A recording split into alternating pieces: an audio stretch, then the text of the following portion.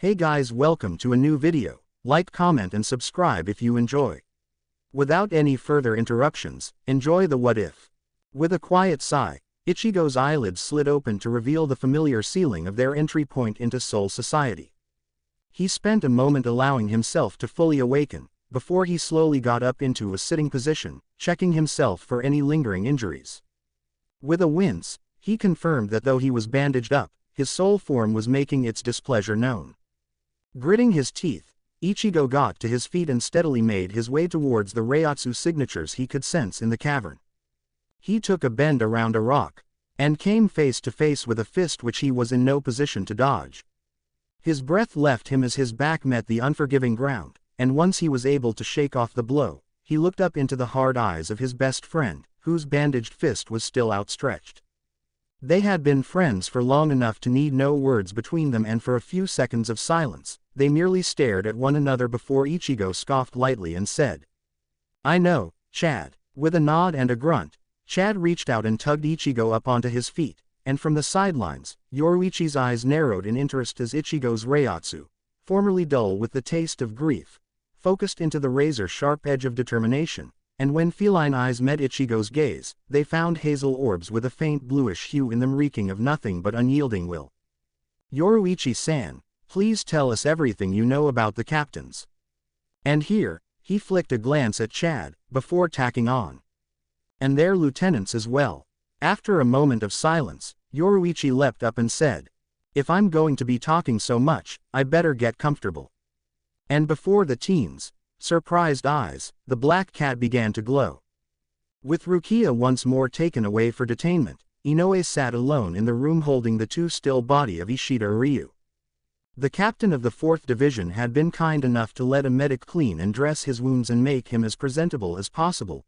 It was a level of respect and kindness Inoue had come to expect from the gentle female captain in the short time she had known her.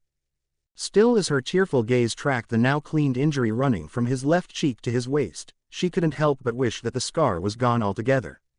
With a muffled sob, she shakily stretched her hands out and said, "Soden Kishun, I reject." A pale golden dome came to life around Ishida's body and the scar began to heal slowly, starting from his cheek. Through it all, Inoue shed silent tears of loss and pain. Whatever mirth she had derived from teasing the teens had long since vanished under the weighty discussion of the capabilities of the top officers of the Gote 13. She had finished explaining what she could about the officers they would be facing the day after tomorrow, and now, she was waiting for some kind of reaction from them. Ichigo paced while his focus was in his inner world in a discussion with Zangetsu, working out the details of a plan that would only succeed in doing one thing, proving that he had spent too long in the company of a certain blonde shopkeeper. Well, that and hopefully rescue Rukia. Coming to a halt, Ichigo whipped out his spirit phone and quickly dialed a number before moving away to hold a discussion with the person on the end of the line. Chad, for his part, snagged Yoruichi's attention and spoke a few words as was his wont. "I need to get faster." Casting a considering eye at him, she stuck her tongue out as she pondered, before finally nodding to herself. Chad's eyes widened even as his body was already moving backwards, with his right arm coming up in a block as his danger senses suddenly went haywire. Even if he had reacted long before his senses had picked up on the incoming attack, he could never have gotten away in time.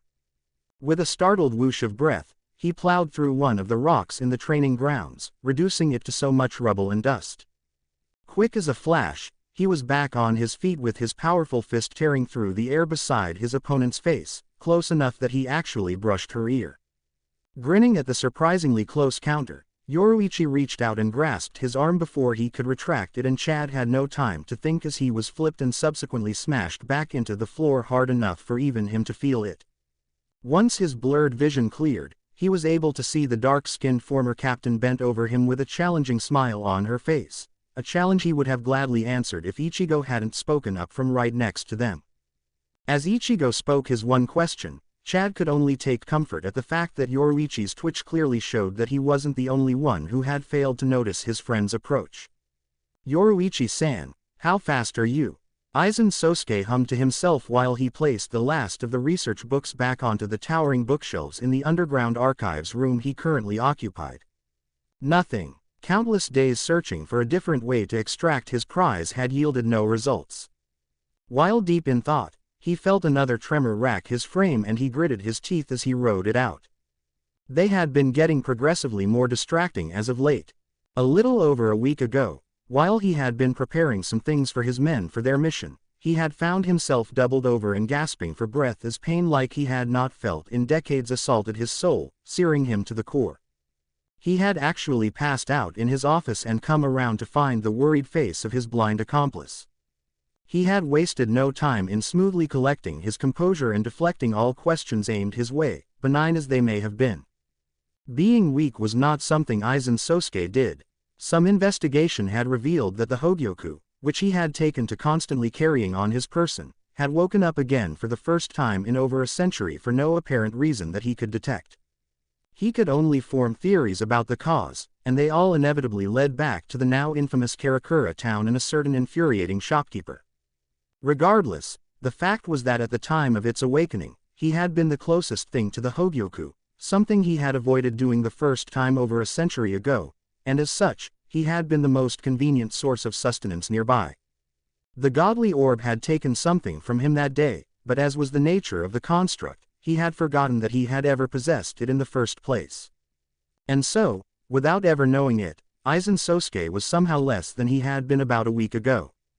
Now, he was in a race against time to extract the second Hogyoku from its resting place and finally complete his own creation, thereby placating it once and for all.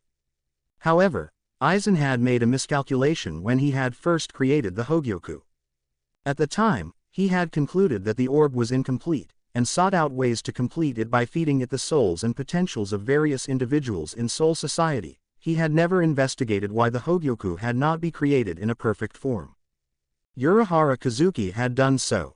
Granted, all he had been able to come up with had been theories that he was yet to prove, but he had also discovered something else, something that should have been obvious to both him and Aizen when they created their respective objects.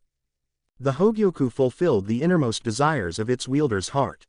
At the time of its creation, Aizen had desired to transcend all his limits and attain godhood, no matter the costs. Kazuki had merely sought to break the boundaries between contrasting beings, hollows and Shinigami. Their individual orbs had taken on aspects which reflected the purposes of their creation, and thus, in what was perhaps a quirk of fate, Aizen's Hogyoku was just the tiniest bit more ruthless than its other twin, ruthless enough to even bite the hand that fed it. That wasn't all. Kazuki had only ever really used his own Hogyoku once, about a century ago when he had been racing against time to save the lives of various officers of the Gote 13.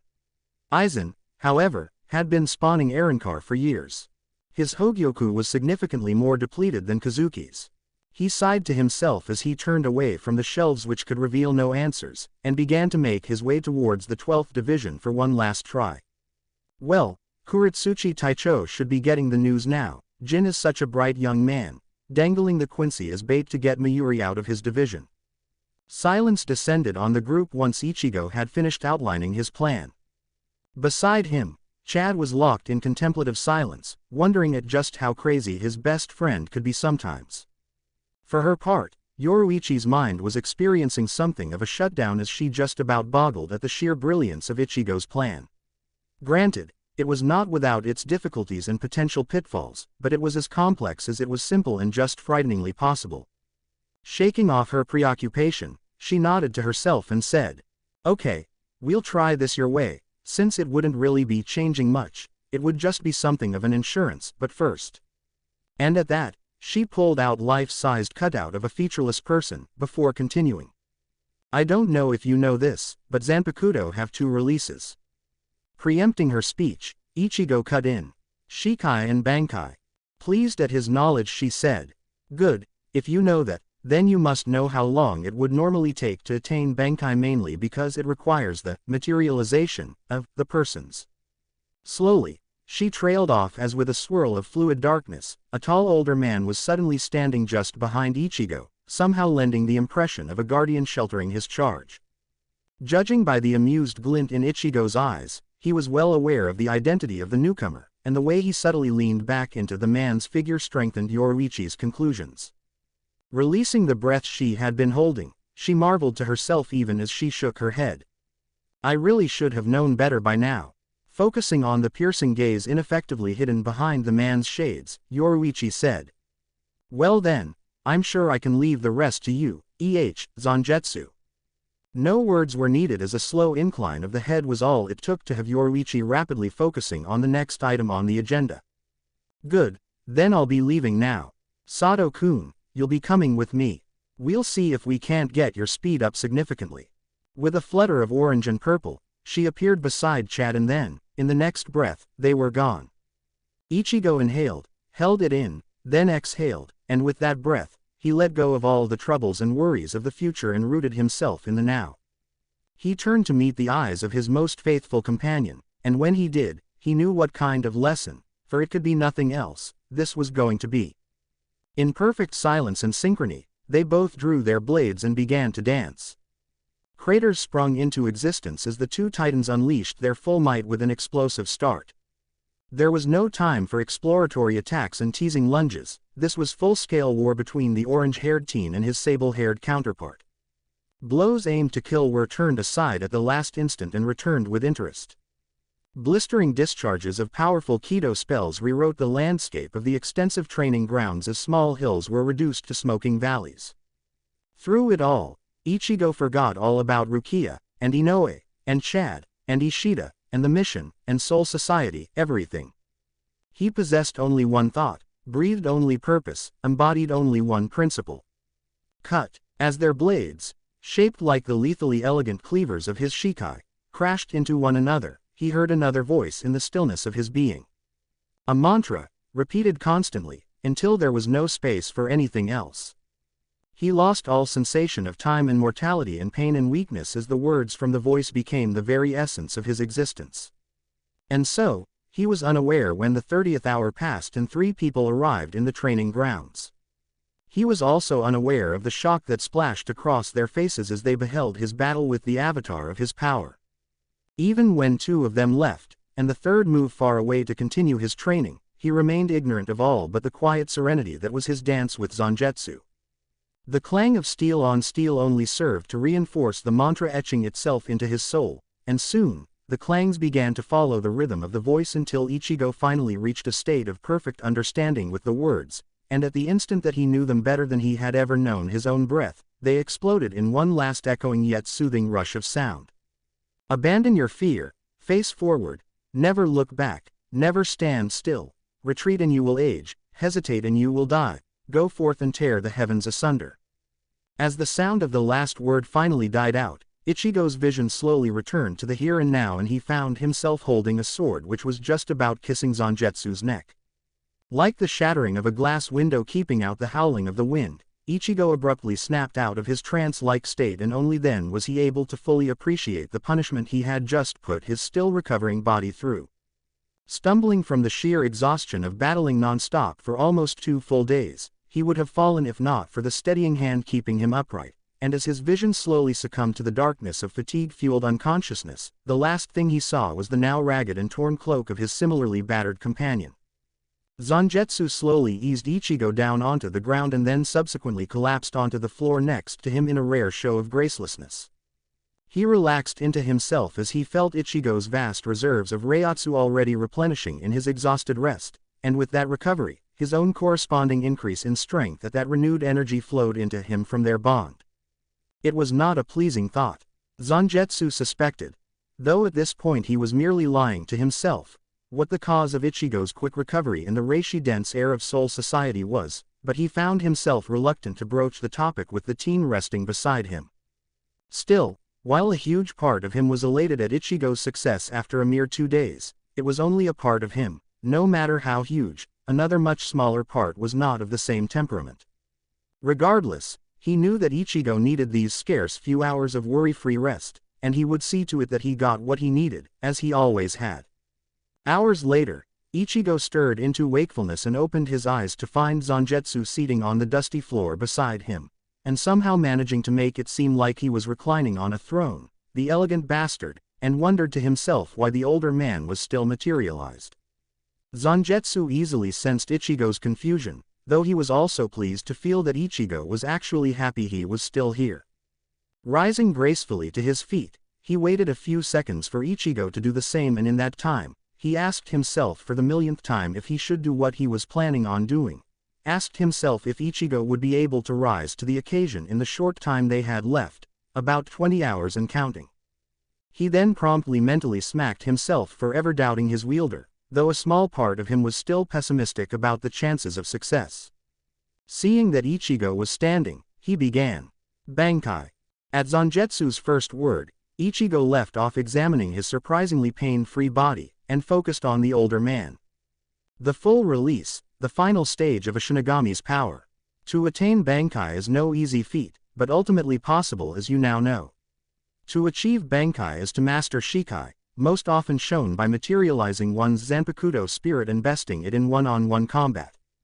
Ichigo nodded to himself as he took in the words, but he waited rather than speak, knowing that there was more. Narrowing his eyes at the silent teen, Zangetsu prodded subtly.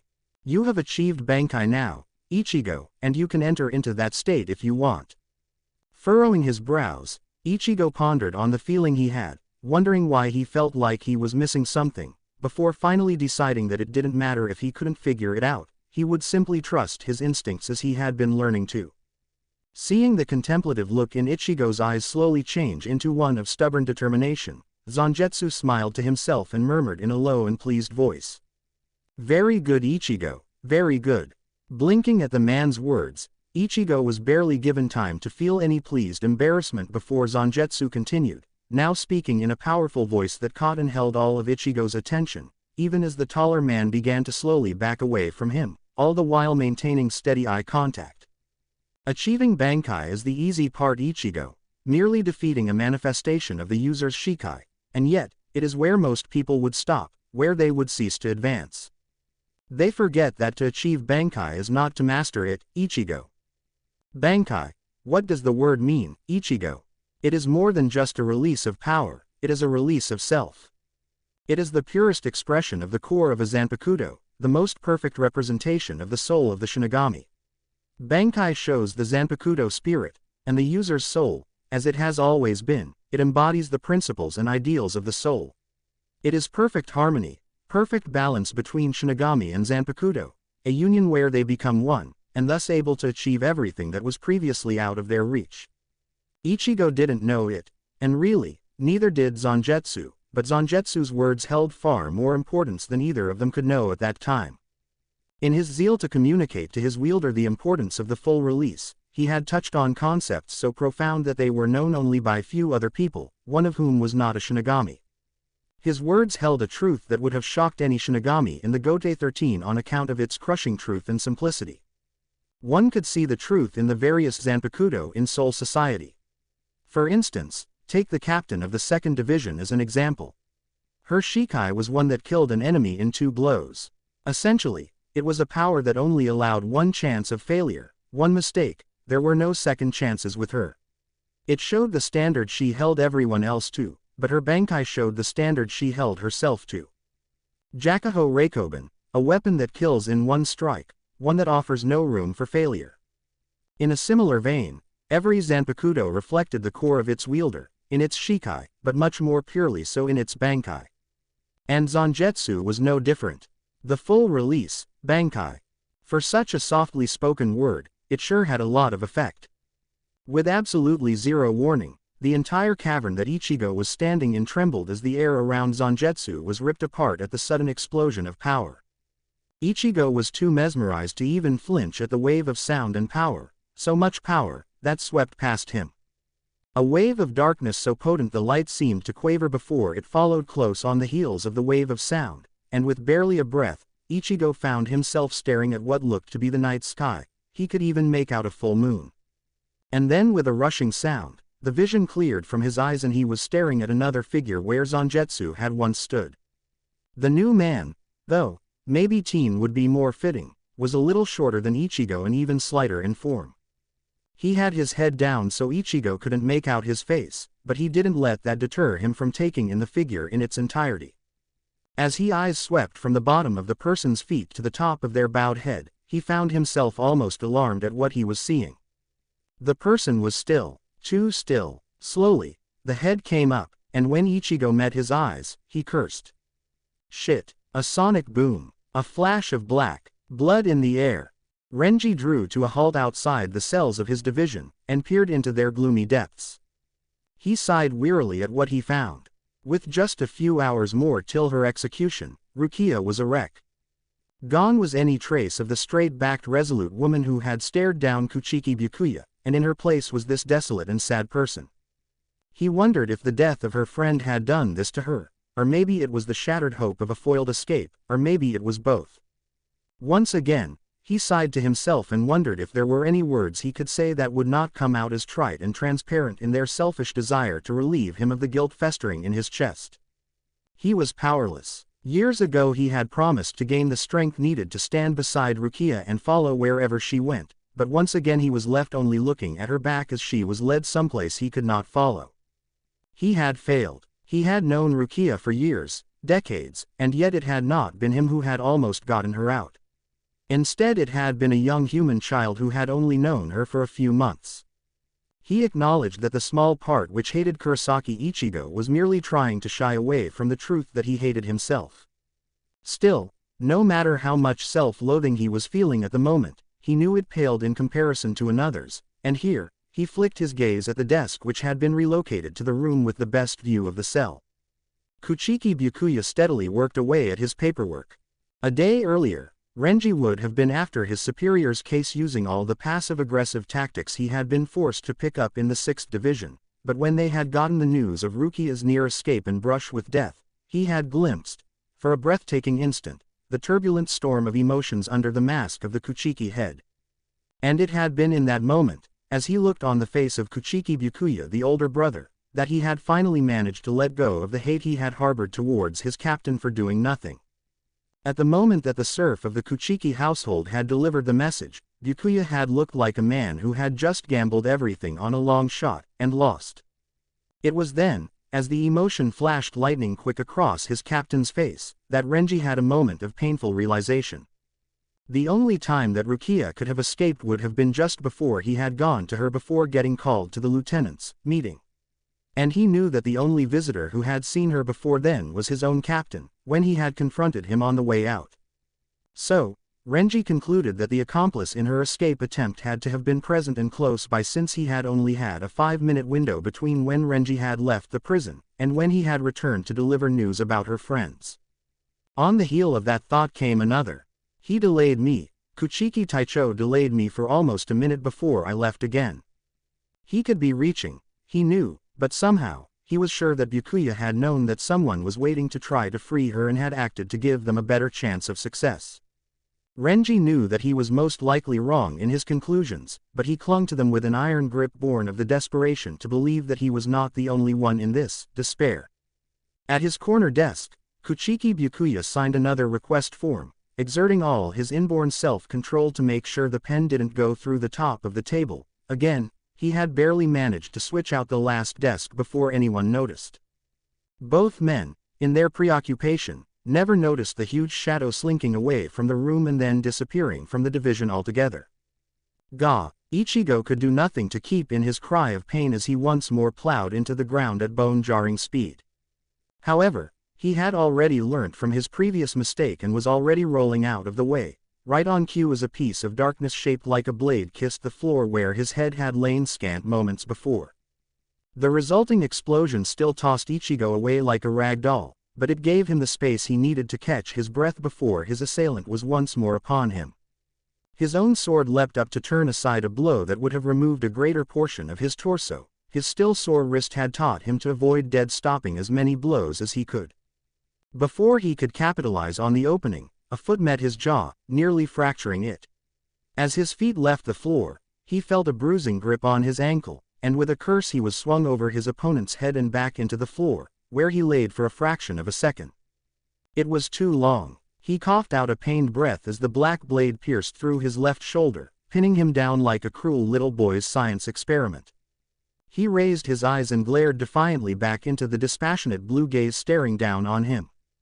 The owner of said blue eyes turned away with a look of bored indifference on his face, but not before ripping out the blade, causing a grunt of pain from the orange-haired teen. "Ichigo, sensing that he was being given a moment of reprieve, finally took the chance to do what he had not yet been able to think. There was something niggling at the back of his mind, like a realization stuck on the tip of his tongue, or an answer keeping to the periphery of his vision. He had been fighting against the furious hurricane that was the newcomer, whose identity he both knew and did not know, and had long since passed his body's limit. They both knew that at that point, Ichigo was merely running on the memory of fumes, but he was determined to keep on moving. Somehow, he knew that this was the most important fight of his life. It wasn't for Rukia, or for his friends, or even for his family, yet at the same time, it was for all of them. He was fighting for his self, for his soul. Every single time he had clashed blades with the dark apparition before him, he had felt none of the harmony and oneness he usually found in Zangetsu. Instead, it was like he was hearing a song he knew being played by someone who didn't know the song, or rather, being played by someone who didn't know it like he did.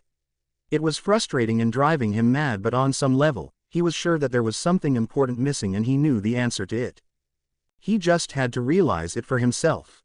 Another thing that got to him was the fact that he should have been dead, many times over. He knew he was stubborn, and determined, and willful, and all those things, but he was also brutally honest. He was no match for the other teen. Maybe if he had had a few more months of constant training, he might have been able to manage, but as he was, he couldn't hope to win this battle. Yet, he was still alive. It made no sense, and it was almost as if, "You cannot defeat me." All thoughts promptly fled his head at the first words of his opponent. Raising his head, he met the cool eyes of the black-haired teen and waited. Maybe now he would be able to figure it out. "You cannot defeat. You should never be able to defeat me. You will never defeat me." Ichigo's brows furrowed in confusion. Okay, he understood the first and last statements, but the middle one, should not be able to defeat him. As if sensing his confusion, and he wasn't sure that was not the case, the other teen sighed to himself and sounded disappointed, as he said, "You cannot master Bankai." It was like getting struck by lightning. Ichigo suddenly snapped back to the words Zangetsu had spoken before he had transformed into this smaller package of far greater power. To master Bankai is not to merely achieve it. The teen, seeing that he was thinking about it, continued to speak. To master Bankai is to understand it, to understand your Zanpakuto spirit in its purest form, to understand all that the spirit embodies, all that it stands for, all that it is. More than that, it is to accept that meaning into yourself, completely and without hesitation. That last word was hissed out with so much anger that Ichigo's eyes had not even finished widening before he was meeting those blue eyes, not across a dozen feet, but mere inches away. Some part of his mind felt the blow that sent him flying away, but it merely catalogued it and pushed it aside in favor of a more important realization. Pain, anger, pain, hurt, pain, sadness, pain. Not his pain, though, no, not his pain. That was what he had been sensing but couldn't name, and now that he realized what it was, he could understand why he had had trouble pinning it down. This was not Zangetsu. On some level, he had been clinging to the belief that this was still Zangetsu in some ways, but that was wrong. This form of his Zanpakuto spirit was the same as Zangetsu in the sense that Ichigo was the same as Zangetsu. Their cores were the same, but they had separate identities. And where Zangetsu had had years to temper his emotions and learn patience, this new, younger spirit had not. Whenever Ichigo had clashed blades with Zangetsu, he had felt nothing but the thrill of the fight reflected in the older man's blade, and so had been able to live in the moment and fight without thought. But now, the young man in front of him was radiating a soul-deep pain that Zangetsu would never have shown, and Ichigo had put it there. "Abandon your fear, Ichigo, and face forward." The shouted words came from right behind him, mere moments before he was once more launched forward by a jarring blow. "Never stand still, and never look back." A hand clenching his robes halted him and redirected him into an unforgiving knee, prompting him to cough up a mouthful of blood as his insides were bruised. He dropped to his knees and listened to the last part of his own personal creed, spoken like he had never heard it. "Retreat and you will age, hesitate and you will die." Silence descended on the training ground, broken only by panting from two sources, one from pain, and the other from indecipherable rage. The black-haired teen was not done. "I am advancement, Ichigo. I move forward always, meeting whatever obstacle is in my way, and growing stronger to overcome it. That is what it means to know me, to master my Bankai. Be better now than you were a second ago, today than you were yesterday. Never retreat, never hesitate. No matter what doubts try to drag you down, never despair. No matter what obstacles try to bar your path, never turn back in defeat. You cannot defeat me, Ichigo, because you should never defeat me, because to defeat me means to defeat yourself, to stop advancing, to age, to die. Ichigo raised his eyes and felt his heart skip a beat once he met the gaze of the other team. Instead of the indifference and contempt he had been faced with before, he met blazing anger, and underneath it, endless sadness. Holding Ichigo's gaze, the black-haired youth spoke in a voice that was all the more devastating for its softness. When you hesitate, you deny everything I stand for. Ichigo, you reject me. His mind flashed back to his battles so far, and he knew now when he had failed his present companion. Sure, he might not be the Zangetsu Ichigo knew, but he was now more Zangetsu than ever before. There were no words Ichigo could think of to fix this, and so he didn't bother. If hesitating meant rejecting him, then, with no warning whatsoever, Ichigo was on his feet with his blade raised to swing at his former opponent. He carefully ignored the flash of hurt that transformed into rage in the other's eyes, and stepped forward to swing, knowing what was about to happen. Quicker than before, the black blade was up and moving to intercept the swing coming at chest height. A swing that never came. With a steadily calm look on his face, Ichigo took another step forward even as he felt the blade finally breach his skin and enter straight into his heart. All the while he never looked away from the other's eyes, and so he was easily able to follow the cycle of emotions there. From horror at his actions, then to hesitant hope as no blood flowed from the wound and Ichigo failed to flinch, and then to realization when Ichigo was standing so close that their noses were almost touching. Ichigo waited for the other team to come to terms with what had just happened, because he himself was already fully with the program. He had decided on a course of action, more from instinct than anything else, and he had not hesitated in following through. When he felt, via the sword sticking through his chest, the tension bleed out of the slightly smaller form, he slowly raised his hands and drew the shorter teen into a hug, and without conscious control, words spilled from his lips and his heart as he poured out everything that he felt in that moment. I'm sorry, I'm so sorry, never again, I'm sorry, never again, I'm so sorry, forgive me, I'm sorry, forgive me, Tensa. At the whispered name, the figure in his arms twitched, and then hands were suddenly holding him back just as tightly even as his words of an unending promise never ceased. Yoruichi and Chad exchanged a look after an hour with no more earthquakes and shouts of exertion. Reaching a unanimous decision, helped along by the fact that they had about 6 hours before the execution, they both leapt towards where they could sense Ichigo's Reiatsu, no longer turbulent but far calmer than either of them have felt it before. Once they arrived, they stilled as they noticed the tableau before them. Ichigo was lying on his back with his head pillowed in the lap of a figure clad in black who had his back to them. From their vantage point, they could only make out Ichigo's lower body and noticed that there was a subtle change in his wardrobe, but they couldn't see it clearly. As they watched, the figure bent his head and said something to Ichigo, who must have responded, because there was a blur of inky blackness, and then Ichigo was sitting up alone, now dressed in his usual Shinigami clothes, which showed none of the wear and tear that should be evident after his recent battle. However, all those thoughts were pushed aside when Ichigo met their eyes, because their breaths were stolen away at the ocean of strength they glimpsed before he blinked and the sensation vanished. Shaking off his fascination at the palpable change in his best friend, Chad said, "We've got a problem." He and Yoruichi watched as Ichigo got to his feet in a smooth motion that raised the hairs on the back of their necks, and looking at him as he stood before them, they were beset with the unshakable knowledge that they were going to win this. Ichigo stood above the gathering of officers and guards as the delegation of Kido uses prepared to unseal the Sokyoku. The cloak Yoruichi had given them hid him from even the honed senses of the captain commander below him, while also allowing him to sense Chad hidden on the steps leading to the top of the hill. He gazed down on the gathered Shinigami and noted the absences of 5 of the 13 captains of the Gote 13, a potential problem but one they would address should the need arise. His eyes landed on the bowed head of Kuchiki Rukia, who was already suspended between the execution pillars and awaiting her final judgment.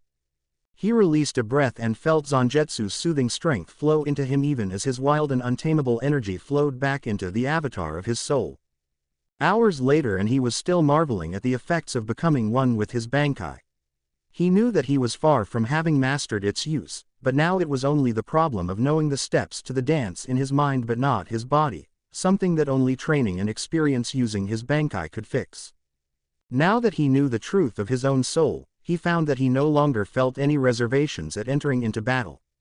Granted, he wasn't going to be reckless and seek pointless battles, but he knew that when next he found himself crossing blades with anyone, he would be aiming to cut them down with absolutely zero hesitation if the need arose. He was abruptly knocked out of his thoughts as his senses, another facet of him that had improved drastically, picked up on the sudden approach of two muted Shinigami presences. It was, however, the object that they carried that had caught his attention. Whatever it was, he felt an unidentifiable distortion in energy traveling along with the two rapidly approaching people, and it was that distortion that had clued him into their presence in the first place, proof of their ability to suppress their Reiatsu. A pulse of energy followed by a flare of searing heat had him refocusing on the scene below him in time to witness the release of the fabled blade. With a piercing cry that caused the hearts of many to tremble, the mighty phoenix known as the Kakao lifted off the ground and aimed its fiery beak at the suspended form of his newest friend. The entire scene was still for an instant, just in time for everyone present to hear Rukia's final words. Goodbye. The phoenix lunged forward. The two Shinigami arrived. Ichigo dove. The sky exploded. Kuchiki Byakuya felt his facial muscles twitch as his mind replayed the past few seconds while he fought through the disbelief threatening to swamp him. Mere seconds before the execution would have taken place, his two seniors, Yukitake and Kyoraku, had landed underneath the massive fire bird and used some device bearing the seal of the Shihoin clan to bind the phoenix, before activating said device.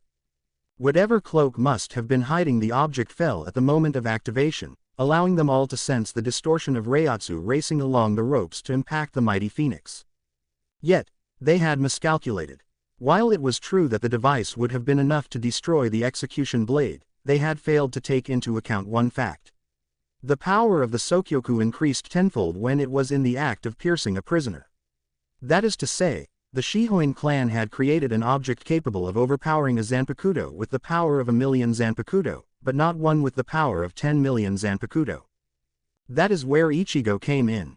Falling like a star from the heavens, he had struck the phoenix in the instant that the energy launched by the two captains had done so. The combined might of the two simultaneous attacks had been enough to overwhelm the bird's defenses and destroy it. Before the explosion had even reached its peak, he was already moving again, sword blurring and humming with power as he had sliced through the Reiatsu binding Rukia, grabbed her, and then leapt aside, all before the explosion could reach them. As they sailed through the air, he felt a whisper of touch against him and allowed a small relieved smile to cross his face, before he wiped it of all expression. Once the explosion cleared, it revealed him standing with Rukia in his arms. Before anyone could react, he spun and launched the now screaming girl towards the edge of the hill, causing many to pause in confusion. That is, until another similarly cloaked, but far larger figure popped up from the stairs and snatched the flying girl, before promptly turning tail and fleeing at admirable speed. It had all happened in under 15 seconds, and when it was over, the captains looked back up only to be met with a fierce glare from the now orange-haired teen. Stepping forward and smoothly drawing his sword, Kuchiki Byakuya prepared to bring down the intruder when he was beaten to it. Eyebrows raised in incredulous surprise as another voice cut through the air. "Shoot to death, Shinso." Hitsugaya Toshiro's shouted, "What do you think you're doing?" Was lost in the commotion caused by a captain releasing his Zanpakuto inside Seraiti. Ichigo, armed with the knowledge that he was staring at Ishida's killer, merely tilted his head to avoid the rapidly extended blade, and the instant his senses registered the blade retracting, he coated his fingers in a dense layer of Reiatsu and pinched the flat sides of the sword between unyielding fingers. Jin wore an almost comical look of surprise on his face as he found himself sailing towards the airborne teen instead of having his sword retract. In an instant he was close enough to lash out with a palm thrust, which Ichigo deftly avoided by moving the blade in his grip and thus altering the path of Jin's assault, and then wasting no time, he slammed a punishing kick into Jin's side, sending him sailing away from the hill. The gathered captains watched as Ichigo gave chase, leaving a tense silence behind. Into the silence, Shunsui said, "Well, I guess that's our cue," and promptly vanished with his best friend and his lieutenant. Ancient eyes followed their blazing fast path before their owner also disappeared, not a whisper or trace to indicate where he had gone. Now left alone on the hill, the captains of the 4th, 6th, 7th, and 10th divisions wondered where that left them, after the confusion of the recent rapid exits. Chad kept his breath even as he continually flickered from place to place, always just a scant inch ahead of the peculiar Reiatsu signature chasing him. He made sure to keep his cargo away from any possible potshots by cutting off any possible line of sight from their backs. It was taking all his concentration to maintain his current speed, but the crash course training he had received from the goddess of Flash was paying its dividends as he listened to the grunt of frustration his pursuer released as he performed a tricky maneuver that left him behind his pursuer and rapidly accelerating away with no pause in his movement. It was only thanks to Yoruichi's penchant for ambushing him that he flinched as he took the next turn and thus avoided the sword that had been thrust at the place where his throat would have been. With no drop in his speed, he lashed out with a fist, not even blinking when the new obstacle smoothly wove away from it. That had not been his target. He sensed his opponent's surprise as his fist pulverized the building next to him, launching several chunks of rubble at alarming speeds everywhere except at Chad, and thus buying him enough time to leap away and resume his attempts at escape now that he had avoided the imminent flanking maneuver. The smile had left Jin's face mere minutes into the battle. He was locked in as his opponent once more slid past a skewer aimed at his stomach and then returned with a flurry of slashes and jabs that Jin also managed to avoid. Though they had only been fighting for a few minutes, Jin had learned a few painful lessons. For instance, he should avoid using his Shikai unless he was sure he could retract it when it inevitably missed in time to defend against the brutal counterattack that would be headed his way. Also, although he prided himself on his cunning in battle, he was finding that the kid who was a fraction of his age was outmatching him in sheer battle adaptability. A burning line across his ribs let him know that his fierce opponent had once more managed to get under his guard. Maybe I went too far with the kid's friend. He tsked to himself once he realized that he would have to gamble if he wanted to take back the lead in this battle. Drawing his opponent into an exchange of blows, he left an opening that was too tempting to avoid even if the other knew it was a trap. And as Jin felt the blade opening up a gash in his left arm, he struck a fatal blow. Well, at least, it would have been fatal if he hadn't been forced to disengage at the last instant. The humming blue arrow still took off a few strands of his lavender hair. His slitted eyes watched as the orange-haired kid froze and turned to the side where he knew another one of those school children would be. Ishida didn't even give Ichigo time to comment before he brusquely said, "Go, Kurosaki, I'll take this guy. Chad needs your help." Swallowing against the surge of emotion he was feeling, Ichigo paused for a moment, nodded, and then blurred away, he would be getting his answers later. Jin felt his smile returning when his new foe fixed piercing eyes on him. The knife-like smile widened alarmingly as a pulse of Reiatsu originated from the top of the Sokyoku hill, causing a curtain of malice and hunger to blanket the entirety of the Seraiti. Inoue felt a stitch in her side but refused to pause as she continued towards her friends, determined to play her part successfully. She looked up ahead at the rapidly approaching execution hill and dredged up hidden wells of strength from who knew where, increasing her pace, all the while with only one prayer in her heart. "I'm coming, Sato-kun, Ishida-kun, Kurosaki-kun."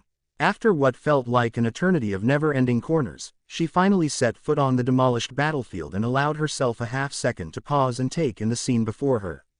She moved. "Santen Keshun, Koden Zanshin, I reject." Quick as a flash, there was suddenly a golden shield in between Chad and the powerful fist of Komamura Sajin, which he would have been unable to dodge with his mobility hampered by his package. At the same time, Kuchiki Byakuya was forced to abandon his attack as a lightning-quick golden blade cleaved through the place where his hand would have occupied had he attempted to strike the orange-haired teen. With narrowed eyes, the Kuchiki head leapt backwards and landed next to his colleague, surveying the united front presented by the three teens before him. His quick mind rapidly went over all that he knew about his opponents before arriving on a final plan of action. Just as he was about to put it into play, he was halted by a miasma of nigh overpowering bloodlust. As one, all the 5 combatants and 1 prisoner rotated to face the source of the terrible feeling. Jaws dropped in shock as a huge scar of mind-bending darkness was slashed across the sky, out of which began to pour countless manos grandes. Immediately priorities were re-evaluated, and from across the Seraiti, Reiatsu signatures of varying strengths and flavors flared up in response to what was no doubt a far more noteworthy invasion than that of 4 teenagers. Byakuya and Komamura were gone with a flash, forgetting about capturing the escapee in the face of the new threat, though Byakuya did loiter long enough to cast a sharp glance at the teens. Just as Ichigo was about to speak, Ishida landed not too far from them, disheveled and bleeding but very much alive. He immediately barked out, "Move, Kurosaki," while they're all distracted. With a nod, Ichigo scooped up Orihime, who was too bewildered to be embarrassed, and immediately, all 5 criminals were poised on the verge of fleeing when Chad suddenly grunted in pain and then went flying through the air. Ichigo, who was the only one who had managed to track the attacker, was only able to see a flicker of a captain's hauri, before the assailant was gone just as quickly as he had come, along with Rukia. Katetsu Aizen tightened the grip on her sword as she fought to keep from trembling in fear. In front of her, her captain stood with zen-like calm next to the tense captain of the 10th Division. Around them, a horde of manos grandes peered down from their towering heights, all standing in eerie silence. She had lost count at about 120. Then, from out of nowhere, 4 people arrived on the hill, but that was not the noteworthy thing. The hollows had made way for them. She felt herself paling as she met the kind eyes of the captain of the 5th Division, flanked by the captains of the 3rd and 9th, and holding the limp form of Kuchiki Rukia in his hand. Her captain's serene voice managed to snap her out of her state of terror, enough to realize what she was supposed to do. And so, while her mother figure spoke, she began to work with infinite care, making sure that no one present noticed what she was doing. She missed Aizen's small knowing smile even as he was questioned by her captain. "Aizen Taicho, could you kindly explain what's going on here?" Across Seraiti, Shinigami lieutenants and captains paused as a voice they all recognized spoke from seemingly right next to them. "Is going on here? I have some time, so I wouldn't mind answering you, Hana Taicho." And then, various people cried out in disbelief as they were all made privy to a treachery, the likes of which they had never seen in all their years. When most of the captains arrived at the execution hill after listening to Aizen's speech, they were met by a wall of manos grandes. Normally, they would have been taken care of post-haste, but with the Garganta still open, anyone they killed was replenished before they could take out another one. That was until they picked up on the faint sound of buildings crumbling followed by the sound of tinkling bells. A glowing yellow missile of raging Reiatsu crashed into one section of the hollow wall, and promptly erased it from existence, before tearing through the other side and taking out more of the beasts. Not wasting the opportunity, the gathered captains landed on the hill, and stilled at the sight before them. The broken and bleeding form of the diminutive captain of the 10th Division was being tended to by the captain of the 4th, while her lieutenant maintained a Kido barrier around them. Melting monuments of ice scattered across the hill told of the small captain's efforts. The unscratched states of the 3 traitors spoke of their futility. Just as Aizen opened his mouth to speak, a barely there draft of warm air blew past the gathered group. It was the only warning. With a primal roar of fury, a wall of almost white flames sprang up around the Sokyoku hill, devouring all the manos grandes before leaping into the skies and through the Garganta, where it formed something of a net that charred any further intruder. The flames slowly died out, allowing all to watch the steady and measured progress of the captain commander and his 2 adoptive sons, as well as their respective lieutenants. The old man's ancient gaze trailed across the pockmarked battlefield and he spoke one word, one command. "Explain." Smiling a small smile, Aizen merely took a step forward and began to speak about the Hogyoku and Urahara Kazuki's experiments, their subsequent failure and his ambition. The more they listened, the more they heard the ravings of a madman. Yet they knew they could not act for fear of being disabled by one of the madman's illusions. Unable to take any more of what he was hearing, Komamura Sajin moved to take his best friend to task when he was interrupted by the bespectacled traitor's actions. And so, he hid it in the core of a Shinigami soul, hoping that the Hogyoku would consume all her powers, leaving her a normal soul and thus the perfect keeper of the Hogyoku. Ichigo saw their final destination up ahead and put on one final burst of speed, arriving with his friends in time to witness a sight that would haunt him for years to come. Aizen Sosuke bore the body of a struggling Kuchiki Rukia aloft, before saying in a deceptively kind tone, "I'm sorry, there was no time to find a more refined method." And before the horrified eyes of those gathered, he plunged his glowing hand straight into her chest, before ripping it out, revealing a blood-covered transparent box in which was housed a softly glowing orb, pulsing in a mockery of a heartbeat. In stunned silence, Rukia's body slipped from Aizen's now distracted grip and the sound of her head hitting the floor seemed to echo through the air, while Aizen slipped his prize into the fold of his robes. On the heel of that hollow thud was another sound, a voice arctic and absolutely lethal. "Bankai, Senbon Sakura Cage, now Kuchiki Taicho, learn from Hitsugaya Taicho. I'm afraid I have no patience to entertain your attempts at vengeance." Gritting his teeth as the faintly condescending words tipped his control just too far, Byakuya prepared to unleash the full might of his fury on the murderer of his sister, when his attempt at drawing his sword were met with an obstacle in the form of a dark-skinned hand on the bottom of the hilt, keeping it sheathed. Raising his too blank gaze, he locked eyes with what was about to become a pile of minced meat and felt the breath catch in his throat as he met feline eyes, bearing a rare light of seriousness in them as their owner whispered. Not now. However, although Byakuya had been halted, he was not the only one who had been about to attack. Bankai, eyes zeroed in on the stairs leading to the hill and only managed to catch a glimpse of orange before their sight was blocked by an explosion of pitch-black reiatsu tinged with the dark red color of freshly spilled blood. The wave of dark reiatsu washed over the gathered party and eyes gazed upwards to see the night sky in which hung a full luminous moon. And then the wave dispersed, taking with it one breathtaking vision and leaving another. Ichigo raised his head and made sure to lock eyes with the still unruffled 5th Division captain, before he moved.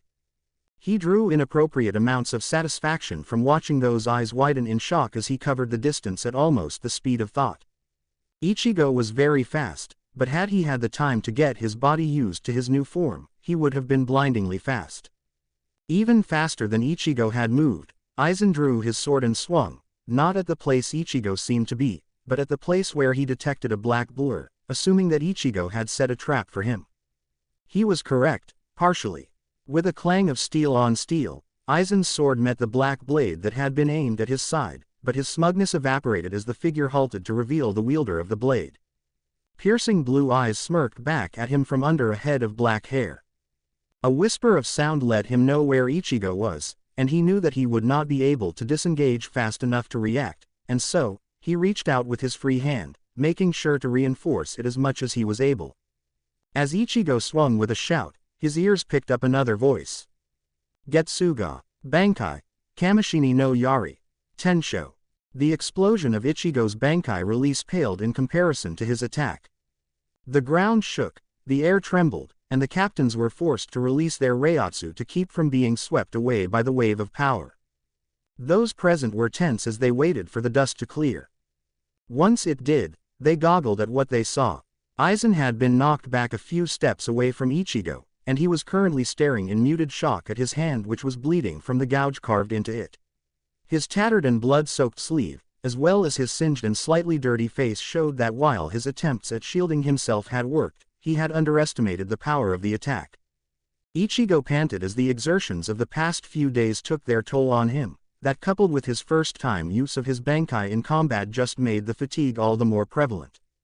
Also, the extended blade sticking into his side wasn't helping matters. Ichigo let out a muffled grunt as Jin retracted the blade and smiled to himself at the baffled look on the captain's face, no doubt wondering why Ichigo hadn't been skewered by his attack. Straightening up, he twitched aside his now tattered black coat and the confusion cleared as he revealed a cracked small golden shield being held up by 3 of Inoue's fairies. As they watched on, the shield dissolved and 3 visibly spent fairies returned to their owner's hairpins.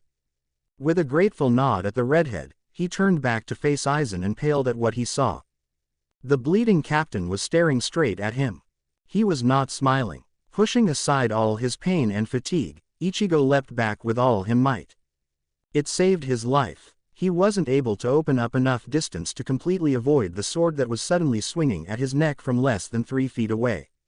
However, it was enough distance for a human body to slide in. The sharp edge of the sword met wood and impossibly halted. Aizen stared across a short distance into the closed eyes of the Captain Commander. He watched as said eyes slowly opened, and whatever he found there sent him blurring backwards, faster than ever before.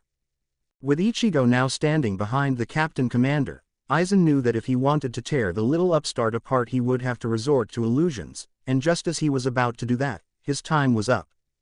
Golden pillars of negative energy crashed down around him and his accomplices, causing him to hiss in anger, before he forcefully mastered himself. There were no words of smug triumph as he ascended to the demons awaiting his arrival in the sky. Instead, he never moved his blank gaze from Ichigo's own burning brown orbs, until the portal closed fully.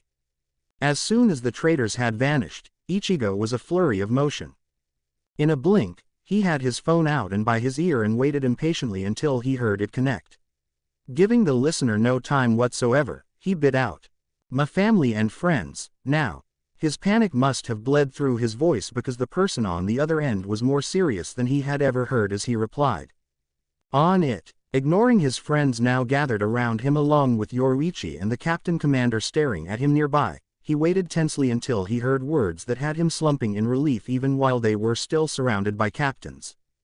"They're safe." Snapping the phone closed after muttering his thanks to his teacher, he finally became aware of the poorly concealed tension on the hill, made worse by the blank gaze of the 6th Division captain as he stared at the drying puddle of blood in which lay his sister's corpse. Turning away from the morbid sight, Ichigo was distracted by a rough voice saying his name. "Kurosaki Ichigo." Immediately, the focus of those gathered sharpened on the Captain Commander and the orange-haired teen as they faced off. Then without warning, the teens collapsed to their knees as a mind-boggling pressure slammed into them. Ichigo's mind short-circuited even as he heard Inoue's gasp of fear, Chad's grunt of pain, and Ishida's curse. Behind the old man, the other captains watched on as the intruders were slowly being crushed by the incredible spiritual pressure of their leader.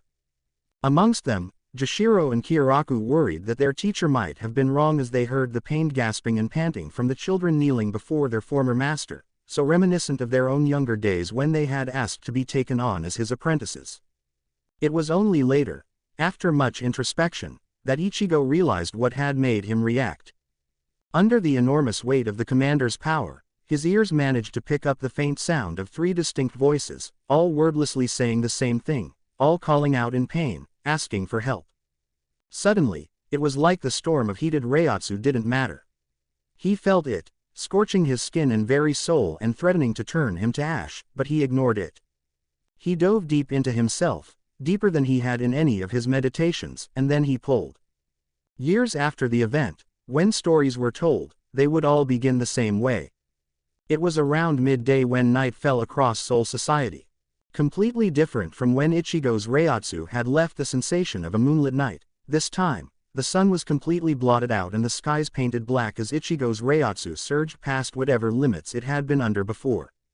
A literally immeasurable distance away, sharp eyes observed the glowing orb in front of them, before their owner hummed in interest.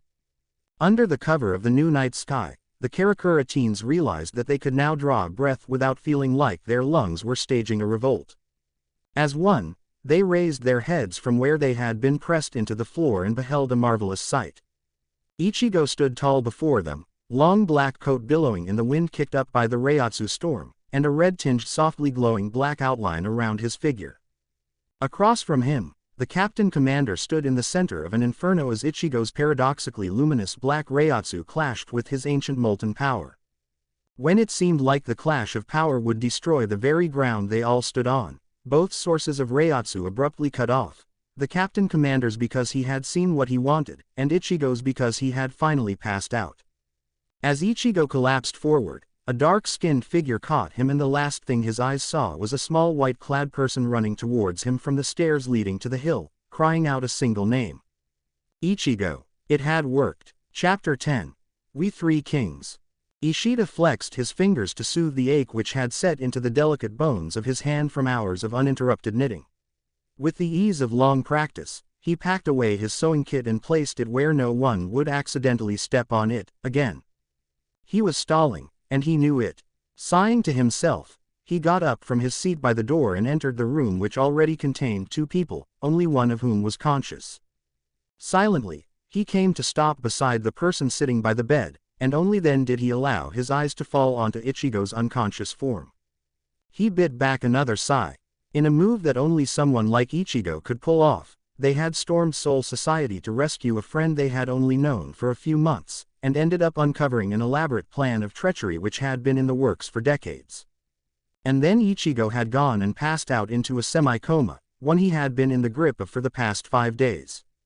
At least Ichigo's Reiatsu had stopped fluctuating wildly.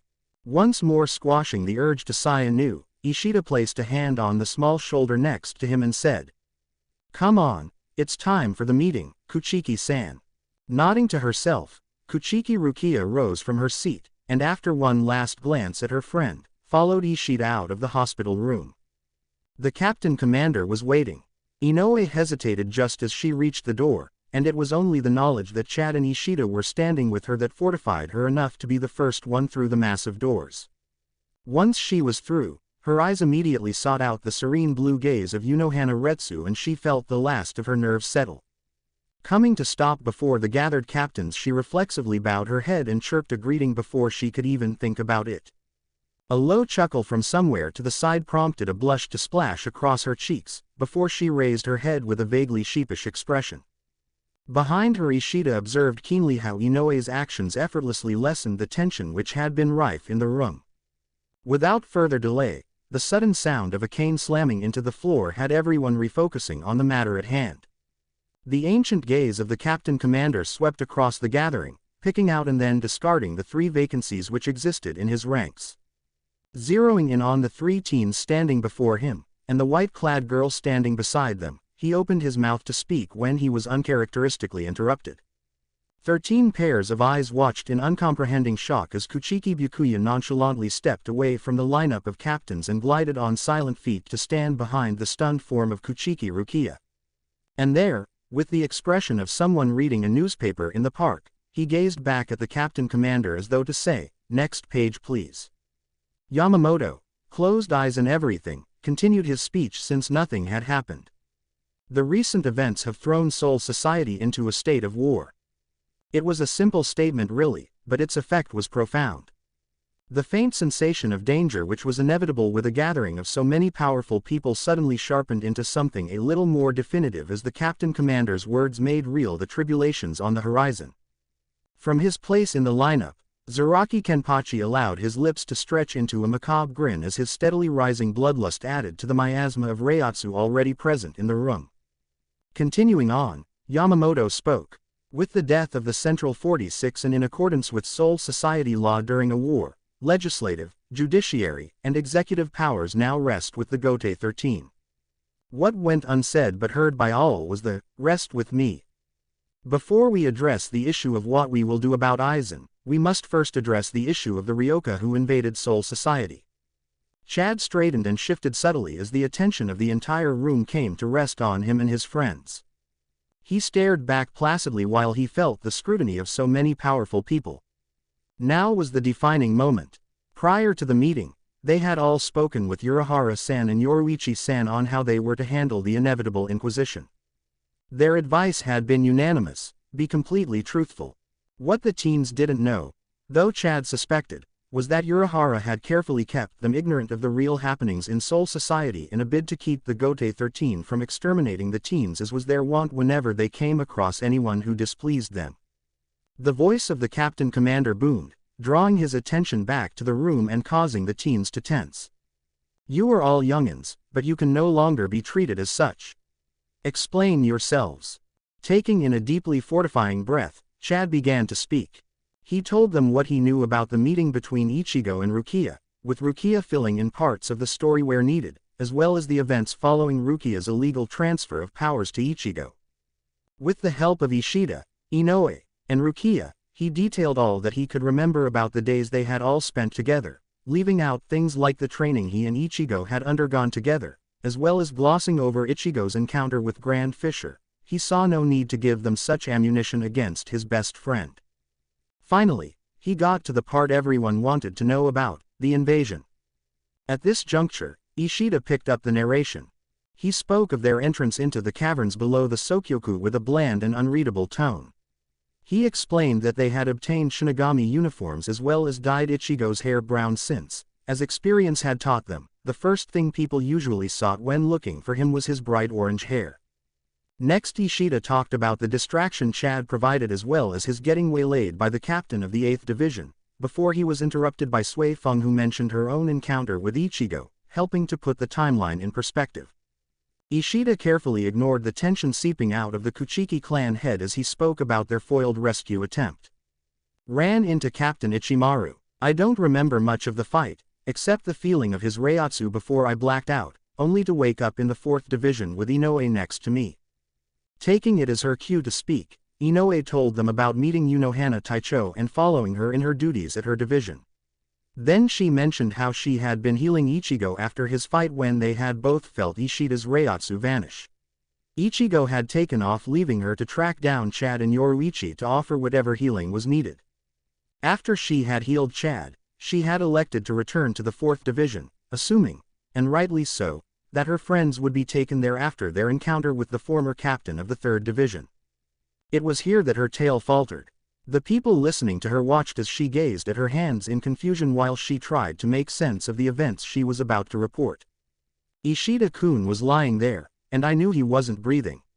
He had that injury on his chest and I wanted it to go away, because without the injury it would look like he was only sleeping. So, I tried to heal it, to reject the injury, but there was something else. Another person's reiatsu was hiding inside his body, and when I removed the injury, I removed the reiatsu, and Ishida-kun woke up. Blinking as they processed what they had just heard, most of the captains politely turned their eyes away as they allowed Inoue recover her composure after reliving such a trying memory. It was Unohana Retsu who broke the silence. When I was seeing to the Ryoka boy, I suspected that he was under the effects of Hakufuku. Nodding to themselves as they saw reason in their words, the captains then moved on to the next question of why Jin had not simply killed the boy. Once more, Retsu was the one with an answer. Not long after, I ran into Kuretsuchi Taicho, though I never found out what he was doing there. Scoffing as the attention of the entire room came to rest on him, Mayuri actually considered not responding before his sharp gaze caught the suddenly placid smile on Unohana's face. Flicking his hand dismissively, though the sudden tension in his shoulders gave him away, he said. Some low-level grunt informed me that a living Quincy had been one of the invaders and was in the 4th Division. Obviously, Aizen was trying to get me out of my laboratory so he could access the records he needed. No one mentioned the obvious fact that the ploy had worked. Chad cleared his throat to show that he would be continuing the tale. Yoruichi-san retrieved Ichigo from his battle with Zaraki Taicho and then treated him. When Ichigo woke up, we spent some time catching each other up before he finally came up with a plan for us to use. Here, the attention of the listeners visibly sharpened as they finally sensed an answer to their long-held question of just how the teens had accomplished what they had. Ichigo believed that even if we succeeded in rescuing Rukia, it would not be over, since Soul Society would chase her and us until we were caught. So, he asked Yoruichi to run as fast as she could to Urahara-san, and retrieve the modified Gigai Ichigo was going to ask him to make. Ichigo planned to put a Gikan into the Gigai and switch it for Rukia. Then, while Rukia makes her way to the human world, we would try and fail to save the Gigai, making it seem like Rukia was killed. Eyes widened as Ichigo's plan was finally revealed. Hiraku exchanged a meaningful look with his white-haired friend while a lot of other people rapidly revised their opinions of Kurosaki Ichigo. Behind the teens, Yoruichi let her feline smirk shine through as she watched people boggle at the simplicity of her part-time student's plan. Deciding to continue, Chad spoke up. However, there was a complication. The failed rescue attempt caused increased security around Rukia-san, thus we couldn't get her out as we had planned. So we agreed that we would do the switch during the actual execution, meaning that Ichigo would have to interrupt it. Using the cloaks Yoruichi-san gave us, we were able to pull it off. Exhaling once he finished speaking, the most amount of words he had ever spoken in one go, Chad settled back in place while he waited for them to process what he had just revealed. Dragging the wondering of attentions of his captains back to the matter at hand, Yamamoto slammed his cane to refocus the meeting. Very well, if that is all you have to say in your defense, and since Kurosaki Ichigo remains unable to give his own statement, you may go while we decide what will become of you. Inclining their heads towards the adults, Inoue, Chad, and Ishida prepared to leave before they were halted by a final question. Wait a minute, since you succeeded in rescuing Kuchiki Rukia, what did Aizen extract from the Gigai? Blinking in confusion, the teens exchanged befuddled looks, before shrugging in answer. Ulquiorra blinked in barely their surprise as Jin blew past him in a blazing fast shunpo. His sharp hearing picked up on a faint boom as the traitor captain accelerated even more in his bid to escape the vicinity. Wondering at just what had prompted the man to flee, he turned his cat-like gaze onto the open doorway and his poison-green eyes came to rest on his lord and master. Aizen was deathly still. Ulquiorra followed his gaze to the small pedestal in the center of the otherwise empty room and his eyes just managed to make out the object resting merrily underneath Aizen's outstretched fingers, which were still held in a facsimile of death-like stillness. At the boundary of Las Noches, Jin sighed in relief even as his knees crashed into the floor, leaving him digging a furrow due to his previous momentum. He had managed to clear the blast radius. It was only then, lying with his face pressed into the bleached white sands of the hollow realm, that Jin gave into the urge that had been bubbling inside him ever since Aizen had unsealed the retrieved Hogyoku. Thinking back to the expression on the man's face as the form of the purple orb had wavered before sliding off like steam off a baked bun, Jin let loose. Great peals of laughter erupted from behind his vulpine grin while Aizen's murderous Reiatsu blanketed the entirety of his fashioned kingdom, leaving more than half of his forces passed out from the overload and even a few vaporized from the storm of power.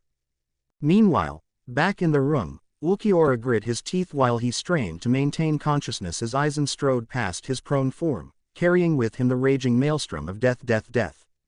On the pedestal, a single strawberry mockingly glowed red with the freshness of life. Ichigo's return to consciousness was smooth and unhurried, probably because of the hand carting its way through his hair in a repetitive and soothing motion. Opening his eyes revealed his position lying with his head in Zangetsu's lap. At that thought he paused. No, not Zangetsu, Tensa. It all came rushing back. The desperate struggle, choking under the seemingly endless fear buried by determination and focus, before finally seeing the fruit of all their labors. And the best part of it all, finding himself. Waking up like this might just be becoming a habit.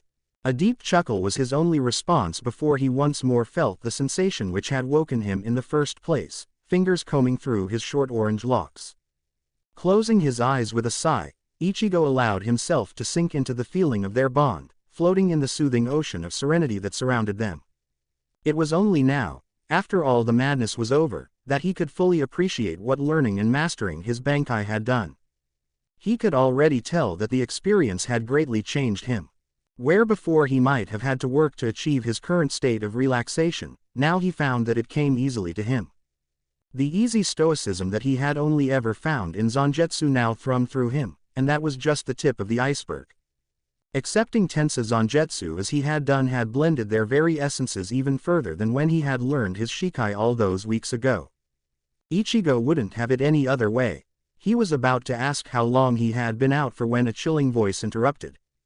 Che, how cute. Ichigo was moving long before he had consciously made the decision. A resounding clang rang through the air as a blade slammed into the ground where Ichigo's neck had been seconds before. On either side of the new assailant, Tensa and Ichigo stared at the newcomer.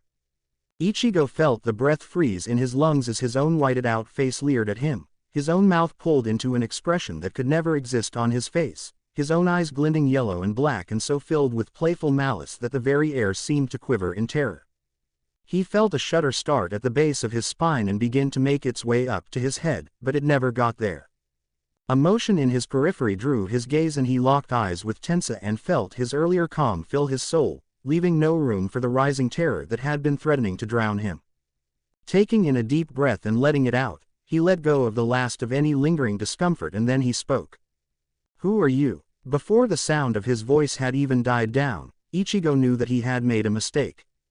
The playful air that had previously surrounded his bleached doppelganger drained away, leaving behind pure lethal malice. With barely a thought, Ichigo materialized his sealed blade in time to block the downward slash aimed at him. For the duration of a breath, the twins faced off across their locked blades, and then they were off. Tensa Zangetsu's piercing gaze took in the still battling duo, and he felt something vindictive and possessively pleased unfurl in his core, like a great beast stretching after a deep slumber. Ichigo was standing tall a few feet away from his assailant with only his slightly elevated breathing as proof of his recent exertions. They had been battling for about 3 days, outside world time, and while looking at Ichigo wouldn't reveal that fact, looking at the pale doppelganger would. The whited-out figure sported numerous cuts, tears, and the fading bruises of recently healed injuries. The only reason the battleground wasn't painted red was because the albino healed at an unbelievable rate. Yet the outcome was certain, and Ichigo knew this, but that wasn't particularly relevant, for it would seem that Ichigo was fated to forever learn about his opponents every time he clashed blades with them. Well, he would take his victories where he could. You know, in the civilized world, we don't try to viciously murder people who ask for our names.